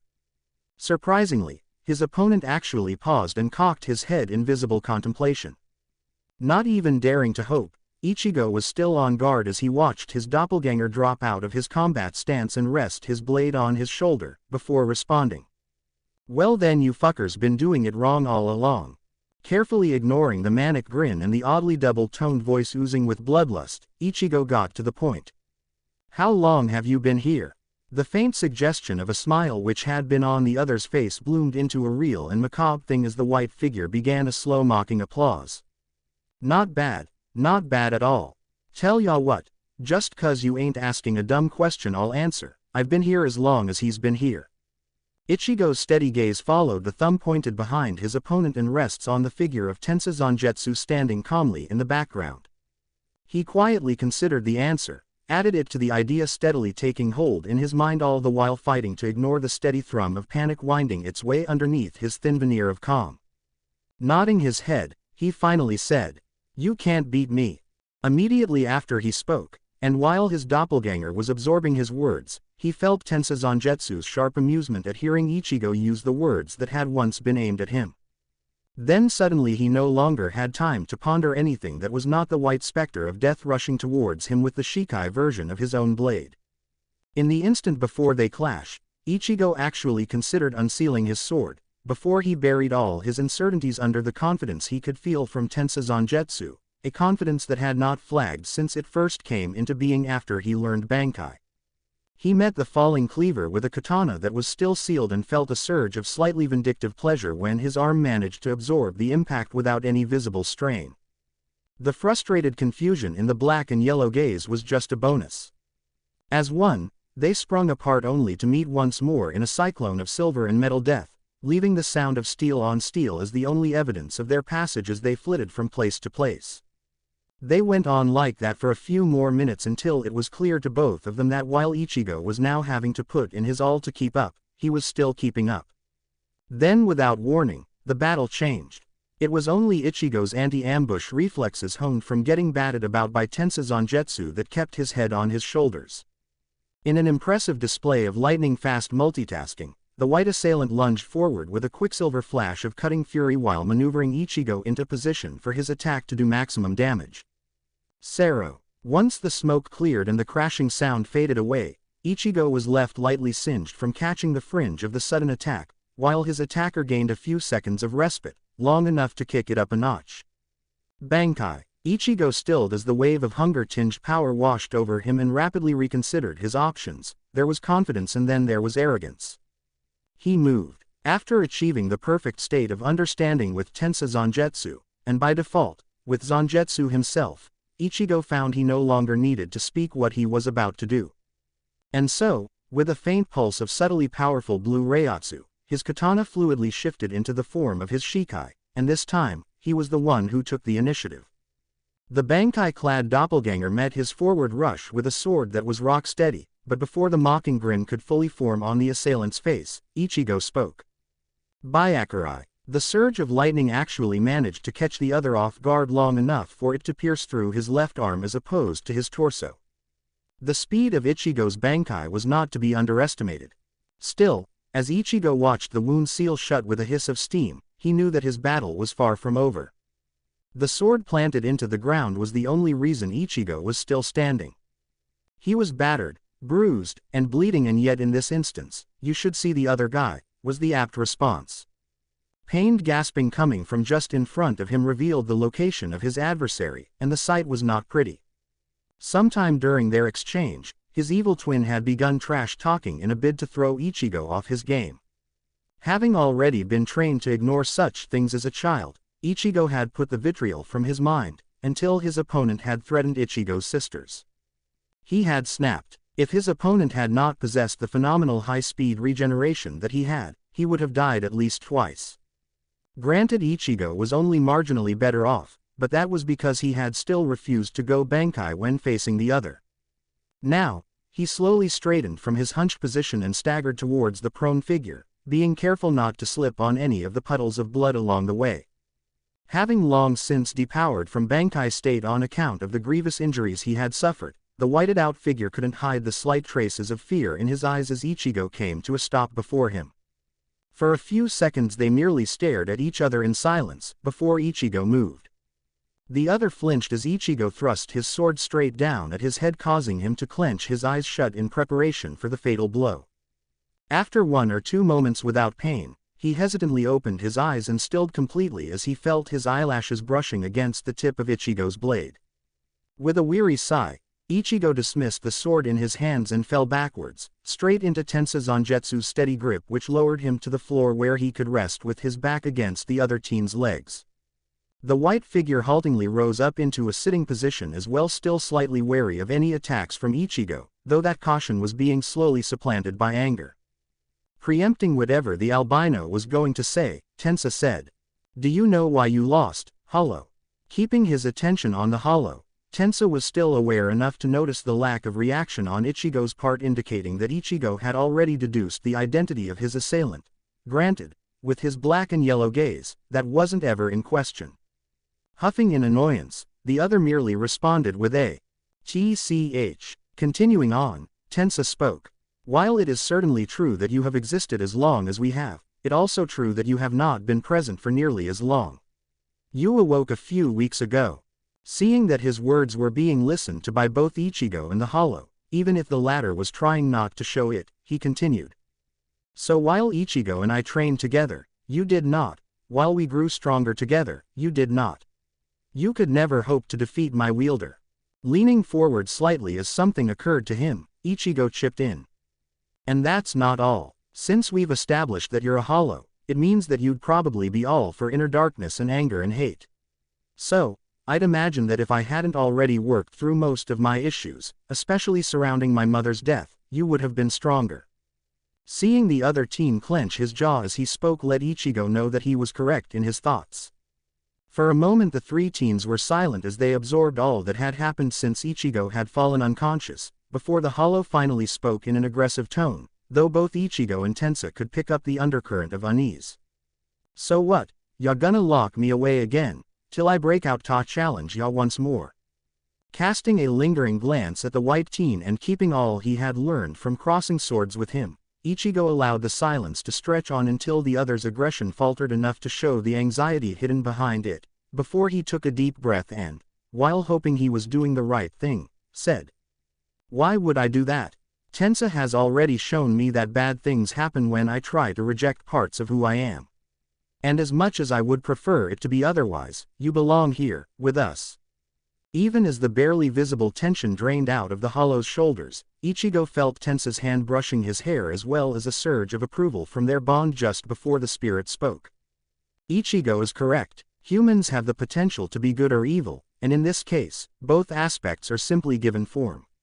That doesn't make you inherently bad, it just simply means you have the potential to be bad. What you do with that is up to you. Having initially bristled at being called evil, the Hollow relaxed as Tensa Zangetsu continued speaking. When he was done, Ichigo added his final piece with a challenging smirk on his face. "Still, you obviously have a long way to go if you don't want us to leave you behind. You can't be weak if you want to be a part of us, partner." Quote.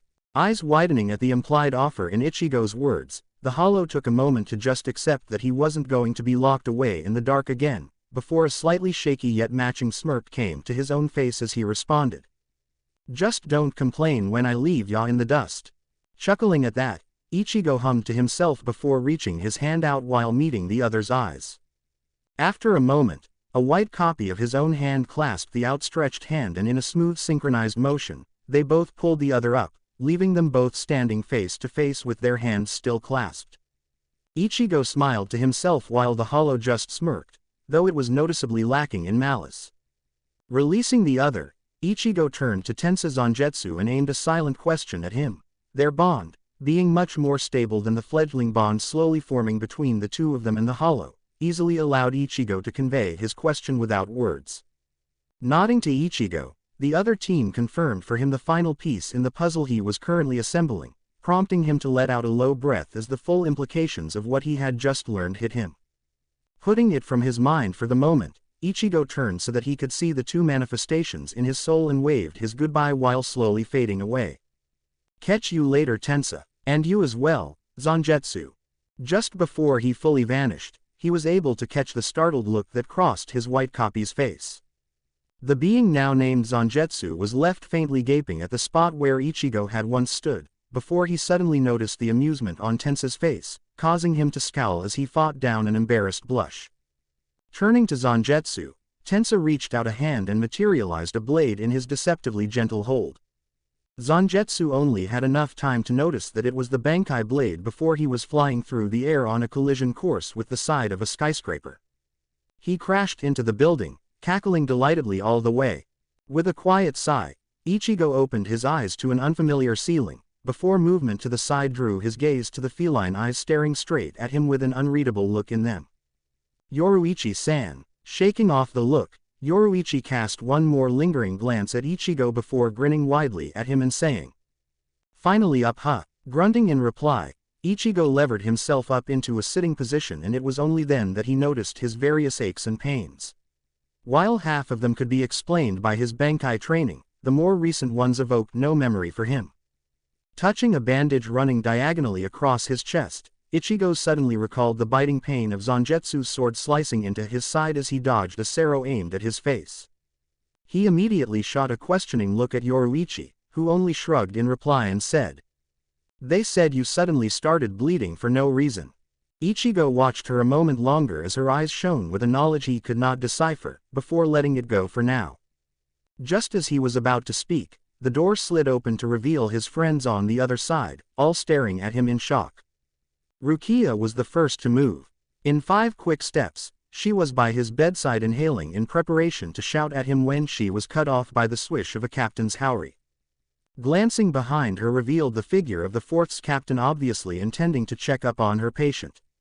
Let it not be said that Rukia didn't have self-preservation instincts, because she promptly vacated Ichigo's bedside to give Unohana all the space she could need. As the healer silently checked Ichigo over with her hands glowing green, the other occupants of the room took the time to settle themselves while they waited. Once she was done, she said, "You're healing nicely, Kurosaki-san, and should be fine to leave in a day." Here, she aimed a small serene smile at him and continued. "However, please refrain from any strenuous action." Not even thinking to rebel, Ichigo simply nodded in understanding and replied, "Thank you, Unohana Taicho." Pausing for a moment as Ichigo addressed her by name, she inclined her head in response to his gratitude and silently drifted out of the room with a calm and unhurried gait. Having had her temper cooled by the captain's interruption, Rukia slowly moved back to Ichigo's side, and then they both just spent a few seconds staring at each other in silence, before she softly said, "You idiot." With a soft smile on his face, Ichigo spoke. Yeah, midget." Puffing up in indignation, she was about to burst out when Ichigo cut her off. "I'm glad you're okay." Sighing as she deflated, she ignored the slight burning in her eyes and stared pointedly at the numerous bandages covering Ichigo's skin. Rolling his eyes to himself, he dropped a hand on her head, inwardly smirking at how easy it was to reach even with him sitting in bed and her standing, before saying, "I would do it 100 times over with no regrets." And knowing that he had spoken nothing but truth, she merely bowed her head and let the tears fall silently. After Rukia had recollected herself, Ichigo then turned his attention to the rest of his friends. "It's good to see you guys are all right, I was worried." Shaking her head, Inoue replied, "No, we're all fine, even Ishida-kun." Turning a questioning gaze on the archer, Ichigo silently asked for an explanation, which the other gave with a falsely exasperated sigh. Ichimaru Jin left me alive, but under some form of keto which made it seem like I was dead. The other captains believe that he used me as bait to get the 12th Division captain out of his office so that Aizen could access something there. Eyes darkening at the mention of the traitor, Ichigo turned to Yoruichi to ask about him when they were once more interrupted by the door opening, but this time with two captains there. Yukatake Jishiro and Kyoraku Shunsui ignored the way Chad and Ishida subtly shifted to guard both Ichigo and Inoue the moment they stepped into the room, and merely offered gentle smiles to the people gathered in the room, as well as nods to the former captain standing with the teens. Moving forward as he spoke, Jishiro came to a stop on the other side of Ichigo's bed before taking a seat in a chair conveniently placed there. "It is good to see you up, Ichigo-kun." Nodding in thanks for the sentiment, Ichigo remained silent as he was subject to scrutiny by the two new arrivals. A little worried that his friend would be distracted by Ichigo's startling resemblance to Shiba Kyan, Kyoraku spoke up. "Well, your friends have explained to us what happened after you arrived in Soul Society, so instead of having to bring you before all the captains for your own side of things, we thought we'd drop by and see if there was anything you wanted to add." Ichigo took the time to think about anything that might have happened to him while none of the others was present, before he suddenly recalled. "Is Sui Feng all right, and Kenpachi too?" Blinking in surprise at the cause of Ichigo's concern, Shunsui smiled faintly when he realized that the kid before him actually cared about people who had once upon a time been trying to kill him and his friends. Beside him, Jishiro smothered a grin at seeing another similarity to his deceased vice-captain, before choosing to set Ichigo's mind at ease. "They are both fine, and because he just couldn't help it," Shunsui tacked on with a. "Although last I heard Zaraki Taicho was tried to discharge himself without Retsu's permission." It took Ichigo a scant moment to match the first name to the captain of the fourth, and when he did, he aimed an amused smile at the captains and said, "So, that would be a no, then." Shunsui merely chuckled at his words, before preparing to leave the teens to catch up after seeing that Ichigo had nothing further to add. As they both were on their way out, Jishiro suddenly remembered a question he had. "Rukia, I don't think you mentioned it, but what happened after you left with Yoruichi-san?" Momentarily startled at being addressed, she hastily blurted out. Urahara Kazuki removed the Hogyoku from me and then I came back for my friends." The ease with which she claimed the others had Jishiro smiling in relief at the fact that she had managed to find friends to cherish, and he could only hope that their friendships would survive the trying days to come.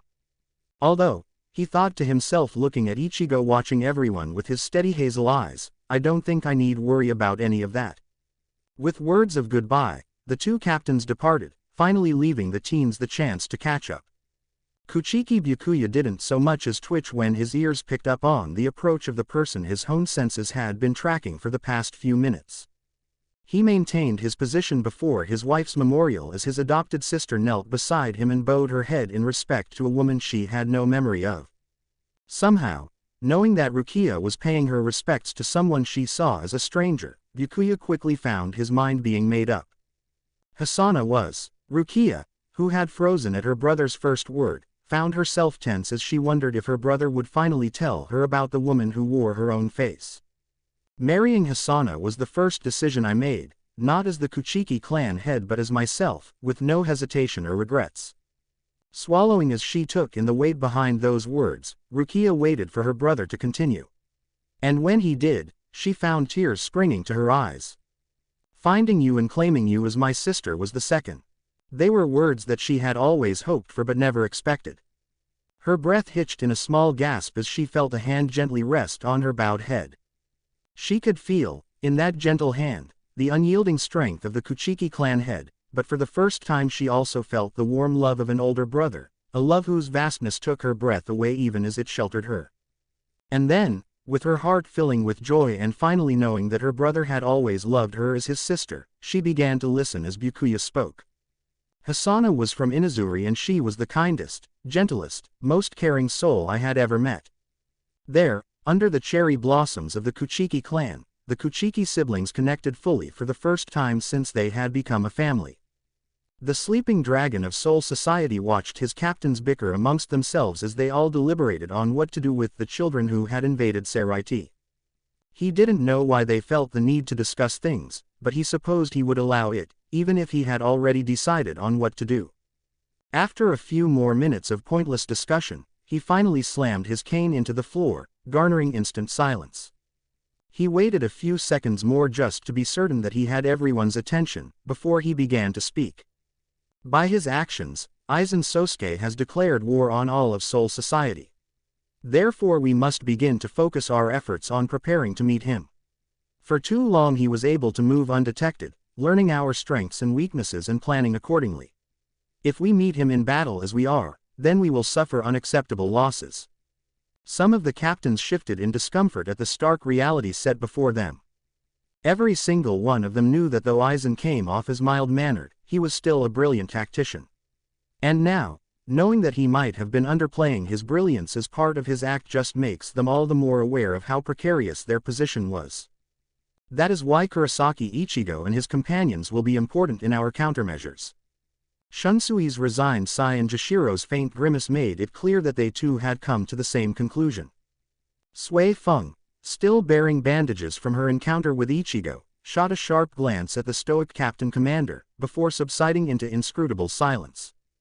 Hitsugaya Toshiro spoke up into the contemplative silence, his genius mind easily grasping the intricacies of their situation. I understand how Kurosaki might be a hidden ace against Aizen, but wouldn't that be too much for a kid? Ignoring how funny it was seeing the small-statured captain referring to Ichigo as a kid, Shunsui added in his own 2 cents. Well, we know Aizen has taken interest in Ichigo-kun and his friends, and we can't expect someone as stubborn as Ichigo-kun to sit by and do nothing while Aizen threatens people he cares for. This way, we can support him and make sure he gets through this better than he would if he were alone. With a sardonic smirk on her face, Sui Feng chipped in. And if it so happens that in the process our problem gets taken care of, then it's all good, huh? In response, Jashiro merely gave her a resigned look which just about screamed, "What can one do?" Sighing faintly to himself, Kuchiki Byakuya questioned. Then what will be our course of action? Yamamoto Genryusai Shigekuni took a fraction of a second to gird himself, and then he made his decision. Chad released an uncharacteristic sigh as he continued to trudge along, absently noticing how the various unseated Shinigami around him moved out of his way. Word of all the Ryoka had already spread throughout Seraiti. Still, Chad's gait was somewhat listless as he continued his impromptu one-man tour of what was meant to be the afterlife. Somehow, it was a little more underwhelming than he had hoped it would be. His thoughtless wandering eventually found him in Rukongai watching a group of children playing a game of chase. The sight tickled something in the back of his mind, and before he knew it, his feet were leading him on the trail of an elusive feeling that was somewhat familiar. Oh, that's what it was. Shibata was squirming in place with a scowl on his face while a woman was trying to untangle countless twigs and other things. Yup, that was a bug, from his hair. Chad took in the way Shibata acted like he was trying to escape while subtly leaning into the firm but gentle touch, as well as the ease with which the woman worked around the little boy's attempts to frustrate her efforts. He just spent a while watching them interact and felt the indescribable, yet ugly, feelings he had been dealing with ease a little. Finally, after Chad must have stared long enough for the weight of his gaze to become a physical thing, Shibata's eyes rose until they rested on the hulking figure of the dark-skinned youth close by. Even though Ichigo had explained it to him, Chad still took the lack of recognition in the still innocent eyes like a fist to the gut. But then, Chad, with a start, he aborted his earlier attempt at turning away before he got called out for staring, only to turn back in time to catch the airborne child. His usually stoic face had fallen into a mask of barely there bafflement, which for him meant that he was past the stage of goggling and cursing in shock. As he struggled to regain his bearings, he was bombarded by a steady stream of babble from the young boy, and only his long experience with Inoue allowed him catch even a tiny sliver of the verbal flood, enough for him to get the gist of it. Apparently, while Shibata had indeed lost almost all his memories, he had still somehow ended up finding his mother after only a few days of aimless wandering. Anyway, Shibata had been talking about someone called Chad for so long that his mother had just assumed that he was an imaginary friend, and after having arrived at that decision, merely indulged her son's imagination. Shibata, who wasn't actually sure why the name Chad rang familiar to him, was nevertheless elated to finally be able to match the name to the face, and as he locked gazes with the towering giant currently holding him up, the floodgates opened and he was abruptly reminded of their shared history. Too overwhelmed to express the gratitude that was welling up in him, all he could do was wrap his arms around Chad's neck with a ceaseless mantra of, "You came, you came, you came, you came." And Chad, ever since he had embarked on his journey through Rukongai, felt himself settle and his doubts and self-recriminations slide away into mist. Ishida finally let the scowl he had been fighting down appear on his face as he was forced to dodge out of the way of another patrol from the 11th Division, which seemed to be in such a rush to be seen doing something that its members wouldn't care who they trampled on their route. A few minutes later, he found himself walking into a clearing which had numerous trees bordering it as well as a few convenient rocks where he could perch and continue his knitting in peace. Nodding in satisfaction at the lucky find, he wasted no time in setting up on one of such rocks and getting down to it. Some time after he had resumed, he picked up the sound of someone making their way noisily through the underbrush, snapping branches and grumbling as he continued towards Ishida's present location. Narrowing his eyes as he debated between leaving his ideal location and scaring off whoever came out of the trees, he hoped it was not another one of those apes from the 11th Division. Although, knowing my luck so far, an eye-catching flash of red heralded the newcomer's arrival, and in a fraction of a second, Ishida took in the plethora of tattoos decorating the Shinigami's body, the belligerent set of his jaw, and the discontent, bordering on furious, glint in his eyes, and then slowly began to put away his equipment while preparing for a confrontation.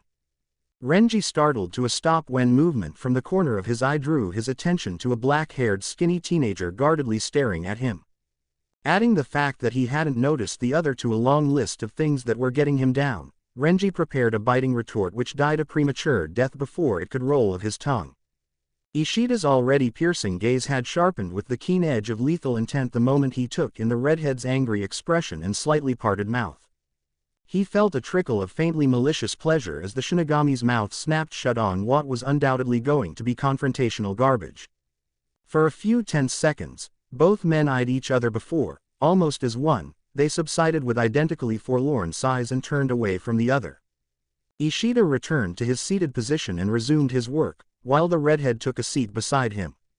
A few minutes into the still slightly tense silence, the Shinigami tilted his head at the Quincy and inquired idly, "That difficult?" The Quincy gave a half-hearted smirk and said, "Nah." He then flicked his eyes to the tattoos which were visible on the other's skin and asked, "They hurt?" Shaking his head, the Shinigami replied, "Nah." With that said, they continued to sit there in an unexpectedly comfortable silence, each occupied with his own thoughts. Inoue bit her lip in concentration as she felt bone, flesh, and skin mending under the pale gold light of her healing energy. The sweat on her brow went ignored as she continuously wrestled the healing power away from the other parts of the patient's body, fighting to keep it from spreading throughout the patient's body and healing everything that was amiss.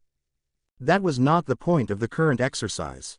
The Fourth's captain was trying to teach Inoue precision healing, assuming, rightly so, that focusing her efforts on one injury would save her energy and make the healing process even faster.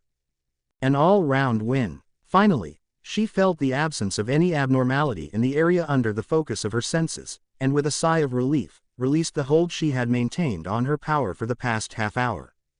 Turning to the captain in question, Inoue felt herself redden at the muted yet very visible smile on her face. Shaking off her mild embarrassment, she focused on the next task, placing her hand on the new patient's head and letting a pulse of her reiatsu sweep through the person's body like she had been taught. A part of her mind was finishing up cataloging the final injury, a sprained ankle, while the rest of her was already beginning on the fairly long list of injuries starting from the cracked skull.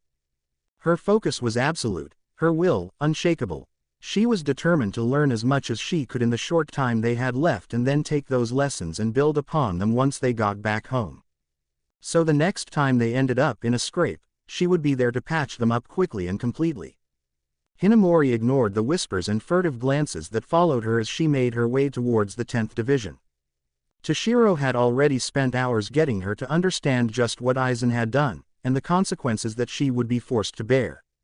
When she had stepped into Toshiro's hospital room, she had come in with a tentative hope that it had all been a misunderstanding.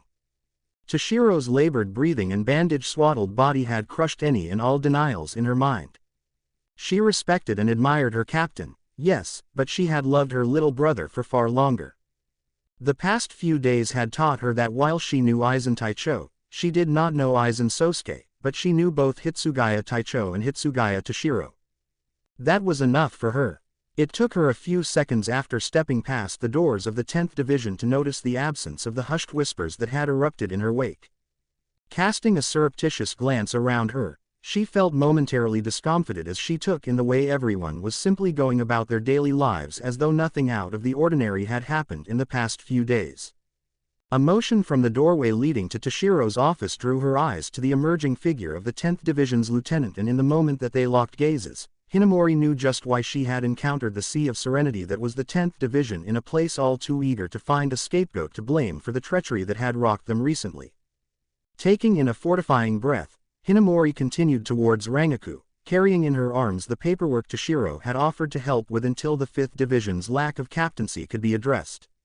She normally wouldn't have accepted the offer, not wanting to burden Toshiro with something that she should be able to take care of.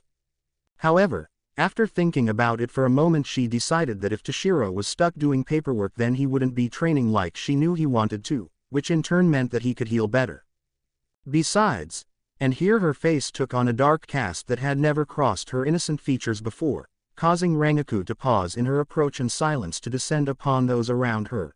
It was about time she showed people that despite her petite and deceptively frail appearance, she had earned her lieutenant's position through merit regardless of what Aizen had made it look like. With the kind of silence that comes from the abrupt cessation of a heartbeat, the void black scythes ghosted through the air, keeping true to their name, Kazushini, Wind of Death. Hisagi Shuhei ignored the burn of his overtaxed muscles and his sweat-blurred vision and continued the intricate dance of death, never once losing control of the chains controlling his lethal Zanpakuto, knowing that if he faltered for a moment, it could be deadly for him. He carefully ignored the burning pit of betrayal mixed with rage which fueled his motions, threatening to jar him out of the trance he was in. Instead of letting the black feelings consume him, he fed them to his Zanpakuto, feeling the way the feelings faded into nothingness in the face of the inevitability that was the reaper called Kazushini. He continued in this vein for a few more hours until his mind and heart were both empty and tranquil. Only then did he allow his limbs to slow down to an eventual stop, leaving him standing alone in a field that looked untouched. After a few moments spent just breathing, Hisagi opened eyes which shone with an unshakable determination. He would confront his wayward captain, and get to the bottom of things. But in the meantime, he had a division to run. Turning on the spot, he vanished in flurry of crisp shunpo. Back at the clearing he had just occupied, a breeze blew past, bringing in a few loose leaves, when with a sudden splintering crack the trees that had ringed the clearing fell into pieces as the paper-thin damage left behind by Kazushini was made apparent. Kira sighed while he absent-mindedly signed off on another report. Honestly, he thought to himself, Jin Taicho could have at least finished his backlog before going off like he did. With another forlorn sigh, he refocused on the numerous sheets of paper cluttering his desk, while outside, the other members of his division cast him worrying looks as they observed him going about his daily tasks as though nothing had happened. Everyone in the division knew that Kira had been particularly close with their captain, being just about the only Shinigami other than Rangaku who not only tolerated Jin's antics, but actually felt any sort of fondness for the lavender-haired prodigy. With that in mind, they were all waiting for the other shoe to drop. Kira's continuing normalcy was making them edgy since they had expected him to fall apart spectacularly once Jin's betrayal had been brought to light. Seated at his desk, and completely ignorant of the numerous Division 3 members who twitched nervously every time he sighed, Kira placed his finished paperwork in his out tray, glanced at the still towering stack left to be tackled and then promptly sighed again. The sudden sound of something breaking had him looking up listlessly. His gaze took in the frozen tableau outside his office as everyone present stilled under his attention. He glanced from the shattered cup on the floor, to the pale sweating visage of the unseated Shinigami currently trembling like a wall in the path of Zaraki Kenpachi, before he turned his attention back to his work with yet another sigh. The Shinigami who had dropped the cup, slid to the floor on boneless legs and whimpered faintly. Ichigo, Chad, Inoue, and Ishida stood together before the gate that would be returning them to Karakura town. Rukia, Byakuya, Yukitake, and surprisingly, Sui Feng were present to see them off. Jashiro stepped forward first with a small smile on his face and spoke to Ichigo. Ichigo-kun, before you leave, I was asked to let you know that the Gote 13 has decided to officially recognize you as a substitute Shinigami. It's more or less just a fancy title to make things a little easier for you if you ever run into any Shinigami in Karakura town. Whenever a Shinigami is deemed beneficial to Soul Society, we award them this badge of office. In addition to making their post official, it also helps release them from their Gigai, or in your case, your body, as well as helps to detect the imminent arrival of hollows in the area. Having said so, Yukitake stepped forward and presented Ichigo with a wooden badge bearing an emblem of a skull and crossed bones. Blinking in surprise, Ichigo stretched a hand out and accepted the badge. The moment he came in contact with it, he had to fight to keep his expression from changing as a veritable storm of fury erupted from inside his inner world. For a brief instant, Ichigo feared that his Reiatsu would spike out of control from the sudden onslaught of murderous intent coming from Tensa, before the tempest suddenly vanished without a trace. Not even a second had passed in the outside world. Regaining his equilibrium, Ichigo cast a considering eye on Yukitake, before inclining his head in gratitude. Since his job was done, the 13th Division captain bid the teens farewell and took his leave. Next, Sui Feng stepped forward with a stern look on her face and spoke briskly. Once we clean up the mess here, we will be dispatching a team to help you fortify Karakura town's defenses. Hopefully before Aizen makes his move on the town. Abruptly turning once she had delivered her brief message, she prepared to leave before hesitating for a moment. By the time Ichigo had absorbed her words and noticed that she hadn't actually departed yet, she was already speaking one more time. Like laser sights, her fierce gaze landed on him and she bit out. Try not to die before then, Kurosaki. And then, not giving him any time to respond, she vanished with speed worthy of the leader of the Onmitsukido. Shaking off his surprise at her departure, Ichigo couldn't help but let loose an exasperated smile which, though he was unaware of it, was tinged with mild fondness. Seeing that he was next, Kuchiki Byakuya rested the full weight of his gaze on the orange-haired teen, and with Rukia's widened eyes looking on, he bowed his head to Ichigo and murmured. Thank you, Kurosaki Ichigo. Ichigo ignored the voice of the captain of the 6th Division thanking him for his help in ruining Aizen's plans. He ignored the voice of the Kuchiki clan head thanking him for saving the life of one of his clan members. Instead he listened to the voice of a big brother thanking him for saving his little sister's life when he could not. And with that understanding, Ichigo looked at the proud man who would bow his head in gratitude for Rukia, and said, Anytime, Kuchiki Byakuya. And Byakuya listened to the promise in those words and closed his eyes in shared understanding. Turning away from Ichigo, he allowed his usually blank facade to recede a little and aimed a warm look at his sister and said, I will see you later, Rukia. Yes, Ni-sama.